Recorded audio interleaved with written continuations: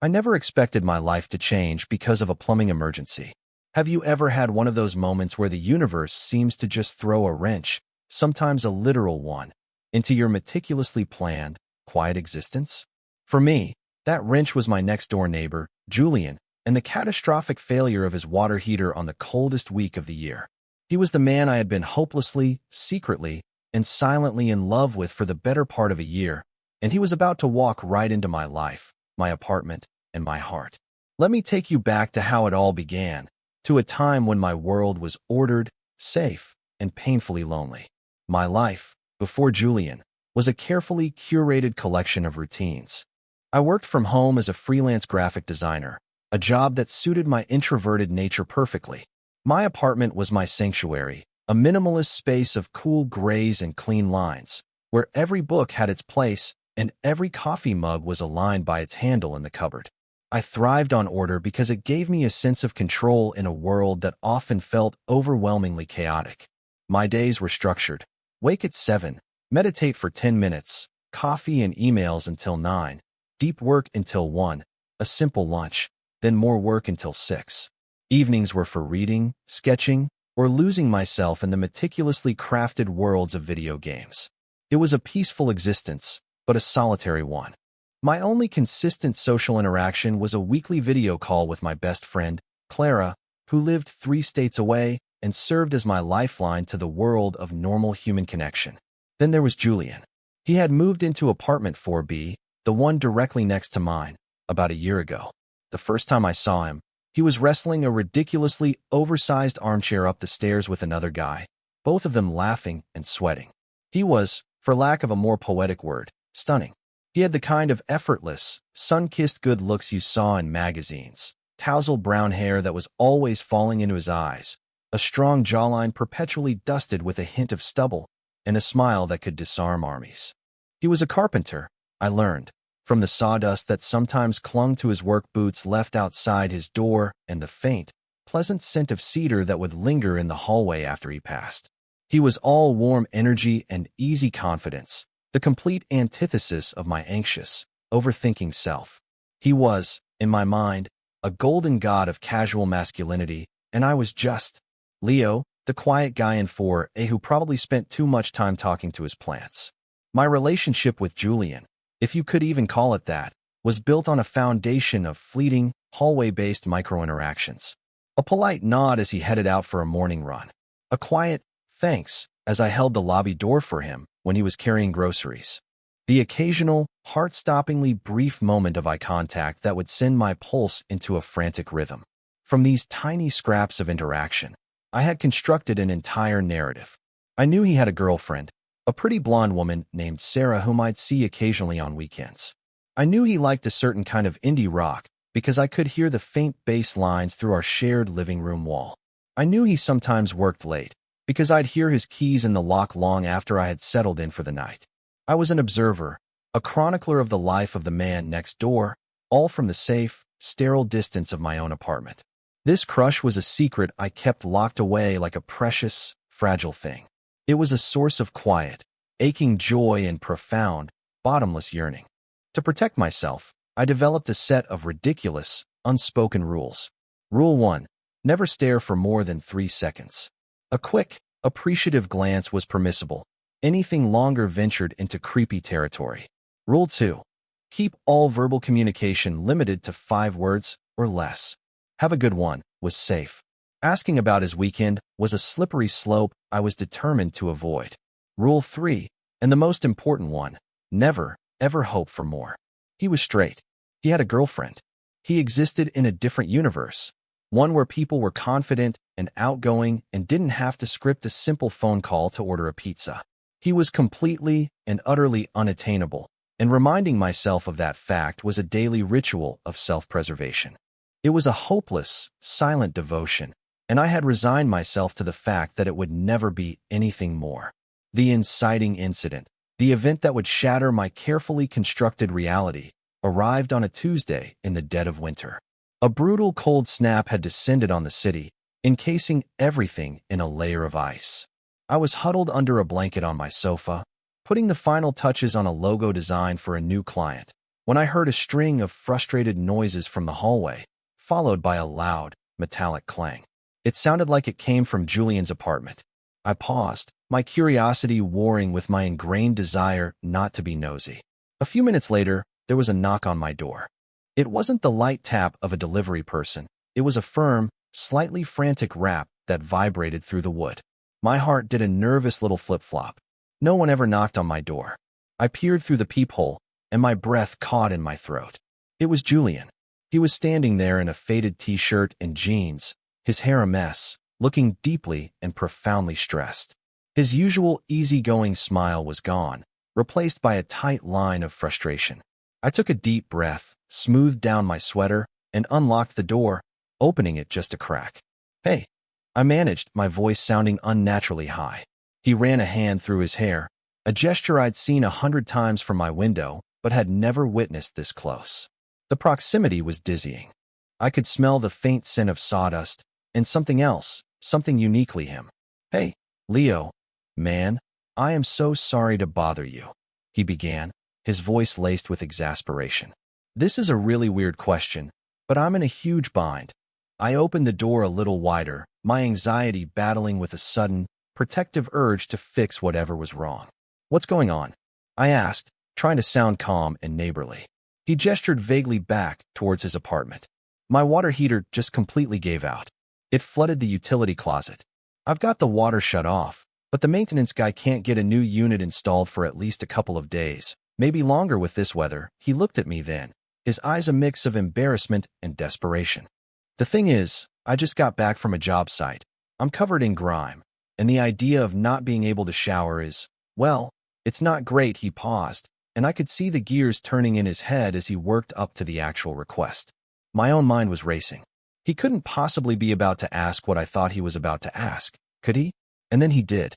"I know this is a massive imposition," he said, his gaze dropping to the floor for a second before meeting mine again. "But would there be any chance at all, that I could use your shower? Just this once. I'd be super quick, in and out. I'm desperate." The world seemed to tilt on its axis. My brain, usually a well-oiled machine of logic and order, short-circuited. Julian. In my apartment. In my shower. The thought was so far outside the realm of my carefully managed reality that I couldn't immediately process it. All my rules, all my self-imposed boundaries, were about to be obliterated by a single, catastrophic plumbing failure. I stood there for what felt like an eternity, my mouth slightly agape, before my brain finally rebooted. There was only one possible answer, wasn't there? Yes. I heard myself say, the word feeling foreign in my own mouth. Of course. "Come in." Letting Julian into my apartment felt like letting a wild, beautiful force of nature into a sterile laboratory. He was bigger in my space than he was in the hallway, his presence filling the room in a way that was both thrilling and terrifying. He looked around, a flicker of surprise in his eyes as he took in the minimalist decor. "Wow, your place is really clean," he said, a small, sheepish smile touching his lips as he wiped his dusty work boots on my doormat. "Sorry about the mess." I just shook my head, my ability for coherent speech having momentarily abandoned me. "It's no problem. The bathroom is just down the hall, to the left," I said, pointing with a slightly shaky hand. "I'll grab you a clean towel," as I retrieved a fresh, fluffy gray towel from my linen closet, one from the guest stack that had never actually seen a guest. The sheer surreality of the situation washed over me. Julian, the man who occupied a significant portion of my daily thoughts, was about to be in my shower, using my soap, surrounded by my things. I handed him the towel, our fingers brushing for a fleeting, electric moment. The contact sent a jolt straight to my core. "Thanks, man. You're a lifesaver." "Seriously," he said, his gratitude so genuine it made my chest ache. He disappeared into the bathroom, and a moment later, I heard the click of the lock, followed by the sound of the shower starting. I stood frozen in my living room, listening to the water running, my heart hammering against my ribs like a trapped bird. My entire, ordered world had been completely and irrevocably upended. After that first shower, a new, fragile routine began to form. The plumber confirmed Julian's fears. A replacement unit had to be special ordered and wouldn't arrive for at least 3 days. So, every evening, around 7 o'clock, There would be that firm, familiar knock on my door. Julian would appear, looking tired from his day, and I would let him in. The first couple of times were a study in awkward politeness. I would hand him a towel, retreat to my living room, and try to pretend I wasn't acutely aware of the man showering just a few feet away. I'd turn up the volume on my television, trying to drown out the sounds, but it was useless. My apartment, once my solitary fortress, now felt charged with his presence. The scent of my own citrus and ginger shower gel, a scent I'd barely noticed before, was now inextricably linked to him.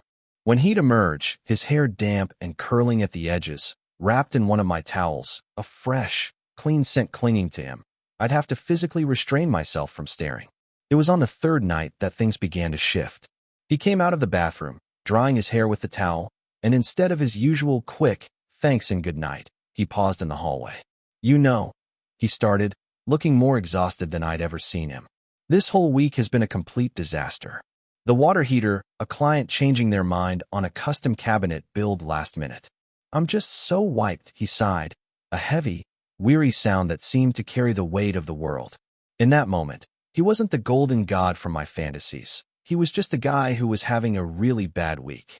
My carefully constructed walls of intimidation and distance began to crumble, replaced by a simple, overwhelming wave of empathy.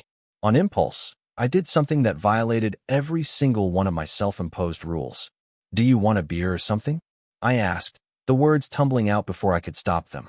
"You look like you could use one," a look of surprise, followed by immense relief, washed over his face. "Seriously? I would love a beer." "That sounds amazing." I nodded, a strange sense of calm settling over me. I was no longer the anxious observer. I was a participant. I was helping.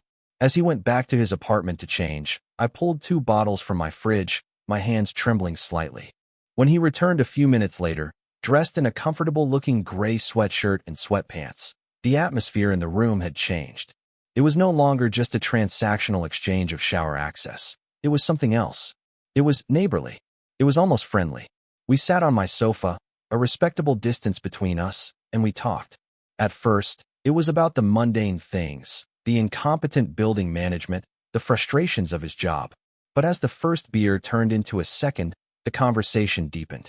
He told me about his passion for woodworking, how he loved the feeling of taking a raw piece of maple or cherry and shaping it into something beautiful and functional.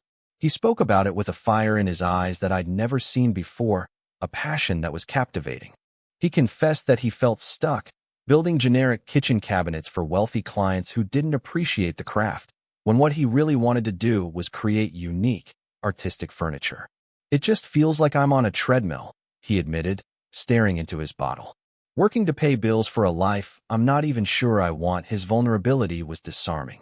It chipped away at the pedestal I had placed him on, revealing the complex, thoughtful, and slightly lost man underneath. I found myself opening up in return, something I rarely did with anyone besides Clara. I told him about my work, about the satisfaction of creating a visual identity for a small business and seeing it come to life. I even admitted my own feelings of being in a rut, of how the safety of my routine sometimes felt more like a cage. He listened intently, his head tilted, his gaze focused and unwavering. He didn't just hear my words. He seemed to absorb them. "You're really easy to talk to, Leo," he said at one point, his voice soft. "I feel like I've talked to you more in the last hour than I've talked to anyone. Really talked. In months." That night marked a turning point. The conversations became a regular part of our new routine. He would shower, change, and then we would sit and talk for hours. I learned that his relationship with Sarah was strained, more a matter of habit than affection. "We're just different people now," he confessed one night, his voice tinged with sadness. "We want different things, but ending it feels like this huge, monumental failure, you know?" I didn't know. I knew all about the fear of failure, the fear of change. I found myself offering him advice, sharing my own experiences with difficult transitions. I was no longer just the guy with the functional shower. I was becoming a confidant, a friend. My role had shifted so completely that I barely recognized myself. I was actively providing comfort to the man I had only ever admired from a distance, and it felt more natural and right than anything I had ever done. The physical space between us on the couch began to shrink. It happened gradually, almost imperceptibly. An evening when our shoulders brushed as he reached for a coaster. A night when our knees touched and neither of us moved away. These small, seemingly insignificant moments of contact sent shockwaves through my system. My apartment was constantly filled with the evidence of him. The extra towel hanging in the bathroom, the brand of beer he liked now stocked in my fridge, the faint indentation his body left on the sofa cushion next to mine. My once pristine sanctuary was becoming a shared space, and I found that I didn't mind at all. In fact, I cherished it. The pivot point, the moment where the entire dynamic shifted from platonic to something charged and indefinable, came on the fifth night. It was late, well past midnight. We had been talking for hours, the conversation more intimate than ever before. He had been telling me about his estranged father, a topic he'd prefaced with, "I've never told anyone this before." The trust he placed in me with that story was a heavy, precious weight. Uncomfortable silence had fallen between us, the only sound the low hum of the refrigerator. He was staring at his hands, a thoughtful, almost pained expression on his face. I wanted to reach out, to place a hand on his arm, to offer some physical comfort, but I was terrified of misinterpreting the situation, of shattering the fragile bond we had built. He finally looked up, his eyes finding mine in the dim light of my living room lamp. "Thank you, Leo," he said, his voice thick with emotion. "For all of this. For listening." He reached out then, not for his beer, but for me. He placed his hand on my forearm, his thumb stroking the space just above my wrist. It wasn't a casual, friendly touch. It was deliberate. It was searching. The warmth of his skin against mine was electric, a current that traveled up my arm and settled deep in my chest. He held it there for a moment that stretched into an eternity, his gaze locked on mine. It was a gesture that screamed with unspoken meaning, yet it was just ambiguous enough to have plausible deniability. Was this just gratitude? Or was it something more? My mind was a maelstrom of hope and confusion. He was breaking down every defense I had, one gentle touch at a time. He eventually pulled his hand away, the loss of contact leaving my skin feeling cold. I should probably get going," he said, his voice a low murmur. "It's late." He stood up, and I walked him to the door, my entire body buzzing with a nervous energy that was almost painful. At the threshold, he turned back to me. The space between us was small, intimate. I could see the faint flecks of gold in his brown eyes, could count the individual lashes. He looked like he wanted to say something else, but the words wouldn't come. Instead, he just gave me a small, sad smile and left, leaving me alone in my apartment with a racing heart and 1,000 unanswered questions. The next day was torture. I replayed that touch, that look, over and over in my mind, analyzing it from every possible angle. Was I imagining things? Was I projecting my own desperate desires onto a simple act of friendship? I tried to work, but my focus was shot. Every time I heard a noise in the hallway, my head would snap up, hoping and dreading it was him. When 7 o'clock rolled around, I was a nervous wreck. The knock on the door came right on schedule, and I took a deep, steadying breath before opening it. He was standing there, looking just as nervous as I felt. The easy camaraderie of the past few nights had been replaced by a palpable tension.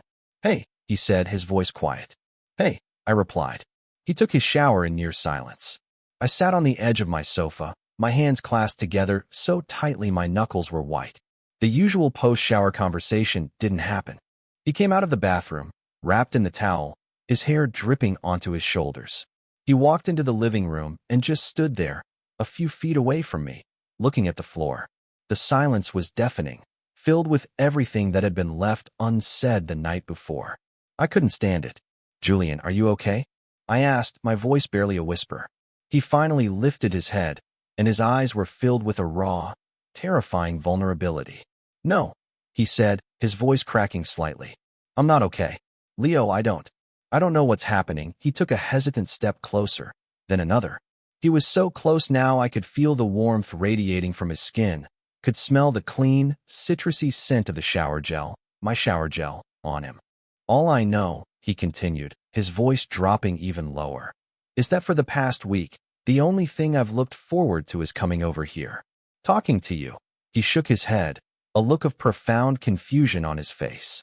I'm so mixed up, my heart was going to beat its way out of my chest. This was it. This was the precipice. I could feel the world shifting beneath my feet. He reached out, his hand hovering in the air between us for a second before he gently cupped my jaw, his thumb stroking my cheek. The touch was feather-light, questioning. "Is this?" he started, but he didn't finish the sentence. He didn't have to.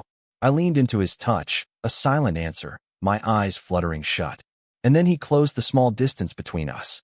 His lips met mine, and the world just stopped. It wasn't a passionate, movie-style kiss. It was hesitant, gentle, and achingly tender. It was a question, a confession, and an apology all at once. It was the taste of water and soap and a week's worth of unspoken longing. He pulled back slightly, his forehead resting against mine, his eyes still closed. "Leo," he breathed, the name a prayer on his lips. And then he kissed me again, deeper this time, a sense of desperate confirmation in the pressure of his mouth on mine. All my anxiety, all my fear, all the years of lonely yearning just melted away, replaced by a feeling so profound and overwhelming I couldn't even name it. As he held my face in his hands, kissing me in the middle of my living room, the only coherent thought that drifted through my mind was that my life, as I knew it, was over. And a new one I never dared to dream of, was just beginning. He had pulled me into his world of chaos and confusion, and I had never felt more grounded in my entire life. The aftermath of the kiss was a strange, surreal fog. We eventually broke apart, both of us breathless and shaky. He looked at me, his eyes wide with a mixture of shock and wonder, as if he couldn't quite believe what he had just done. I should go," he stammered, pulling the towel tighter around his waist as if suddenly remembering he was half naked in my living room. He practically fled, leaving me standing alone, my lips still tingling, my entire world turned upside down. I didn't sleep that night. I just lay in bed, replaying the kiss, the touch of his hand on my face, the vulnerability in his eyes. A part of me was euphoric, soaring with a joy so intense it was almost painful. But another, much larger part of me, the part that had been conditioned by years of self-protection, was terrified. What did this mean? Was it a fluke? A moment of confusion and stress-induced madness on his part? The anxiety of the unknown was a gnawing beast in the pit of my stomach. The next morning, I was a ghost in my own apartment, drifting from room to room, unable to focus, unable to settle. Every creak in the hallway sent a jolt of panic through me. I was desperate to see him, and at the same time, I was terrified of what he might say. What if he regretted it? What if he was going to apologize and ask me to forget it ever happened? The thought was so devastating I could barely breathe. By midday, I couldn't take the uncertainty anymore. I had to know. But just as I was psyching myself up to knock on his door, I heard a knock on mine. My heart leaped into my throat. I opened it to find Julian standing there, fully dressed this time, looking pale and like he hadn't slept either. "Can I come in?" he asked, his voice low and strained. I nodded, stepping aside to let him pass. He walked into the living room, to the very spot where it had all happened, but he didn't sit down. He just stood there, wringing his hands. The silence stretched on, thick and heavy. Finally, he took a deep breath and turned to face me. "Leo," he began, "about last night." My stomach plummeted. This was it. The apology. The rejection. "I'm so sorry," he said, and my heart shattered into a million pieces. But then he kept talking. "I'm so sorry for running out like that. I was scared. I was overwhelmed. But I need you to know, that was real for me. What happened between us? It was the realest thing I've felt in a very, very long time." I stared at him, unable to process his words. "Real?" I echoed, my voice a weak whisper. He nodded, taking a step closer. Was it real for you?" he asked, his eyes pleading. A choked sob of relief escaped me. "Yes," I managed to say, the word carrying all the weight of my year-long secret. "Julian, yes."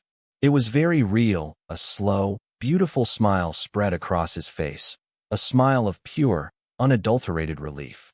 It was the smile I had admired from a distance for so long, but now it was for me.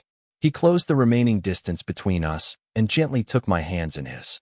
His palms were warm and calloused, a stark contrast to my own. "I've been doing a lot of thinking," he said, his gaze earnest and direct. "All night. And I think I've been lying to myself for a long time. About a lot of things. My job, my relationship with Sarah, all of it. I was just going through the motions, you know? And then I met you. He squeezed my hands. At first, I just thought you were this quiet, interesting guy next door. I'd see you in the hall, and I always wanted to say more than just hey, but I never knew how. I was drawn to you, but I didn't understand why. He let out a small, self-deprecating laugh.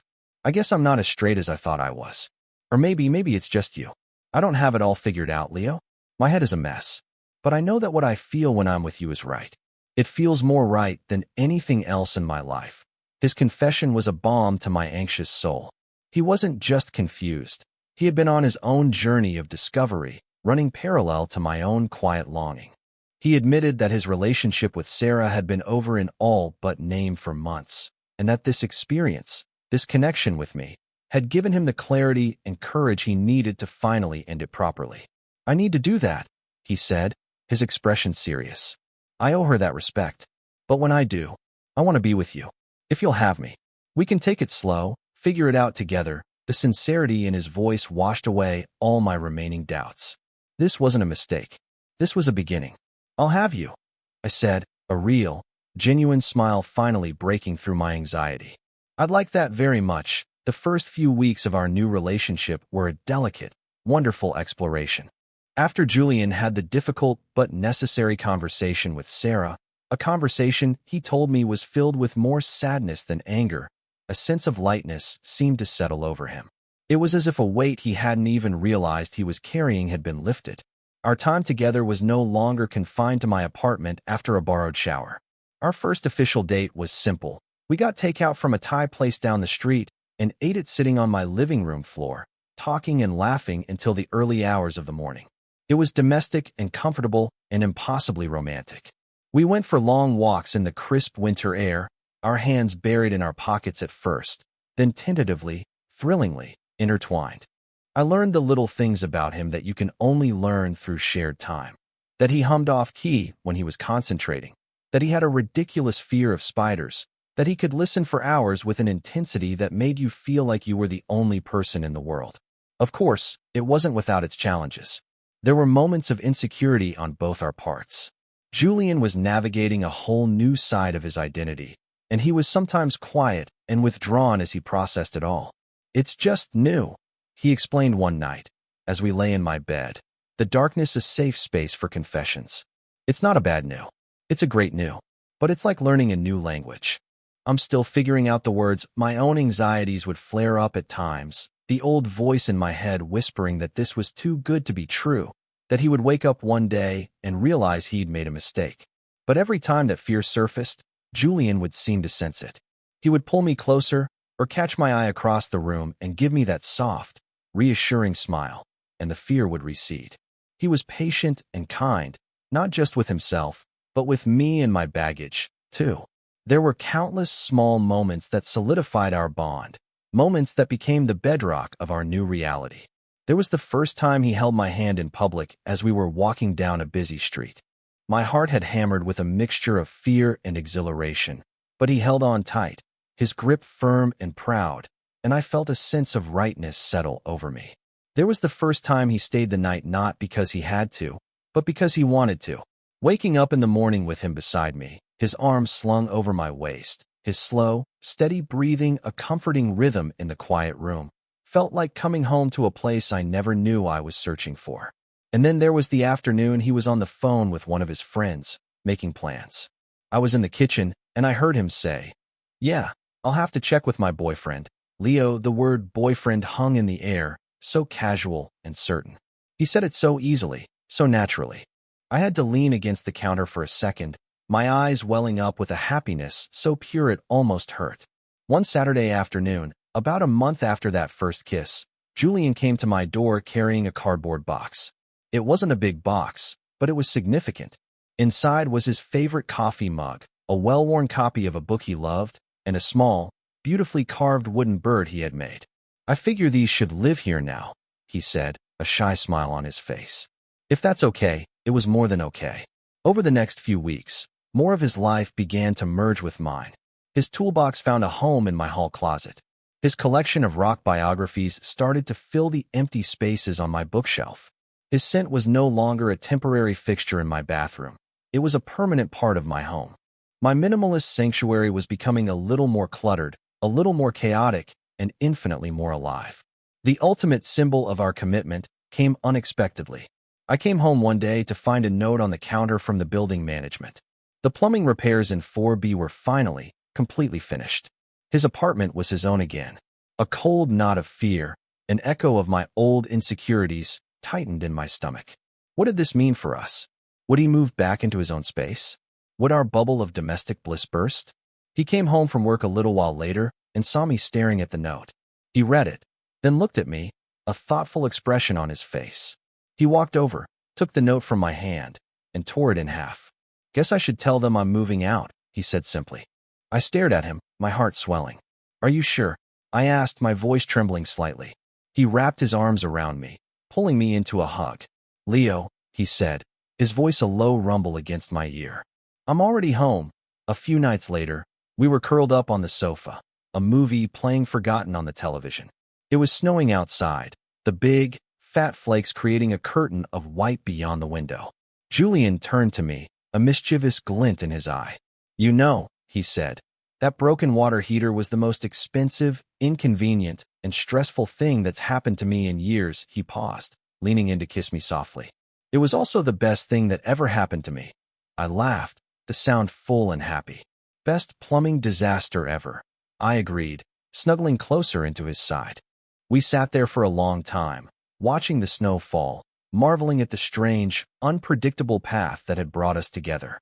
The quiet guy in 4A and the golden god from 4B, no longer separated by a wall, but building a life together within the same four walls. I think back now to the person I was before that fateful Tuesday, the quiet, anxious man who lived his life from the sidelines, observing but never participating. I had built my world on a foundation of order and control, believing it would keep me safe, when all it really did was keep me lonely. I never expected that a simple knock on the door, a request born of desperation, would be the catalyst for such profound change. Julian didn't just use my shower. He washed away the lonely silence of my life. He showed me that vulnerability isn't a weakness, but a bridge. We've all been there, right? Hiding our true selves away, afraid of getting hurt. But sometimes, you have to let someone in, chaos and all. You have to be brave enough to open the door, because you never know when the love of your life might be standing on the other side, just needing a place to wash away the day. And for that, I will be forever grateful for a little bit of bad plumbing.